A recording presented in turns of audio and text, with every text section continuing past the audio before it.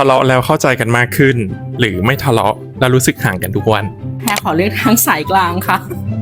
คือไม่มีใครอยากจะทะเลาะกันแน่นอน แต่ถ้าสมมติว่ามันเกิดเรื่องอะไรนะที่แบบทำให้เราต้องตัดสินใจร่วมกันหรือว่ามีข้ออะไรขึ้นมาแล้วทำให้รู้สึกว่าเราอะค่ะจะต้องแบบพูดคุยกับเขาว่าอันเนี้ยอยากให้เป็นการพูดคุยไม่อยากให้เป็นการทะเลาะมากกว่าค่ะเพราะว่าการทะเลาะอะมันเป็นในเรื่องของอิโมชันนะคะที่จะเข้ามาในความสัมพันธ์และพออิโมชันเข้ามาปุ๊บเนี่ยถ้าสมมติว่าต่างฝ่ายต่างมีอีโก้หรือทิฐิเข้ามาเนี่ยอันนี้ยาวแล้ว ถ้าแฟนเราเป็นคนที่ชอบชวนเราทะเลาะอะไรอย่างเงี้ยเรามีวิธีเบรกแฟนยังไงไหมเราจะต้อง